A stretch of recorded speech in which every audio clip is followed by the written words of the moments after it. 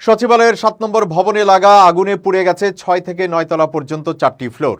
এর মধ্যে আছে স্থানীয় সরকার, পল্লী উন্নয়ন ও সমবায় এবং যুব ও ক্রীড়া মন্ত্রণালয়ের উপদেষ্টা আসিফ মাহমুদ সজীব ভুঁইয়ার দুটি মন্ত্রণালয়।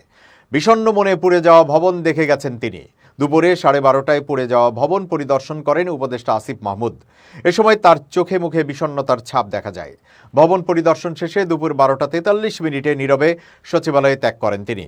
এর আগে সকালে সামাজিক যোগাযোগ মাধ্যম ফেসবুকে নিজের আইডিতে দেওয়া এক স্ট্যাটাসে আসিফ মাহমুদ বলেন, স্থানীয় সরকার, পল্লী উন্নয়ন ও সমবায় মন্ত্রণালয়ের বিগত সময়ে হওয়া অর্থ লোপাট, দুর্নীতি নিয়ে আমরা কাজ করছিলাম। কয়েক হাজার কোটি টাকা লুটপাটের প্রমাণও পাওয়া গিয়েছিল।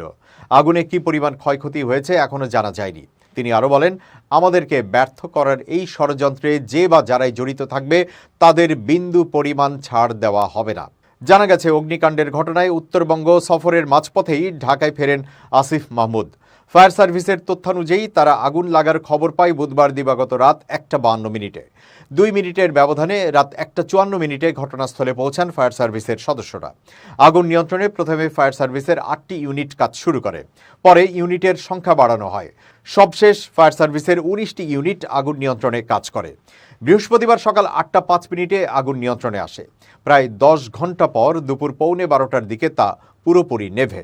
আগুন নেভানোর কাজ করতে গিয়ে ট্রাক চাপায় ফায়ার সার্ভিসের এক সদস্য নিহত হয়েছেন। তার নাম মোহাম্মদ সোহানুর জামান নয়ন। আগুনে ক্ষয়ক্ষতির পরিমাণ জানা যায়নি। আগুন লাগার কারণও তাৎক্ষণিকভাবে জানা যায়নি। এদিকে সরেজমিনে গিয়ে দেখা যায় আগুনে পুড়ে গেছে সচিবালয়ের 7 নম্বর ভবনের 6 থেকে 9 তলা পর্যন্ত 4টি ফ্লোর। ভবনের 6 তলায় রয়েছে যুব ও ক্রীড়া মন্ত্রণালয় এবং শ্রম ও কর্মসংস্থান মন্ত্রণালয়। 7 তলায় স্থানীয় সরকার, পল্লী উন্নয়ন ও সমবায় মন্ত্রণালয়ের একাংশ। 8 তলায় সড়ক পরিবহন ও সেতু মন্ত্রণালয়, ডাক ও টেলিযোগাযোগ মন্ত্রণালয়, স্থানীয় সরকার, পল্লী উন্নয়ন ও সমবায় মন্ত্রণালয় এবং অর্থ মন্ত্রণালয় ছিল।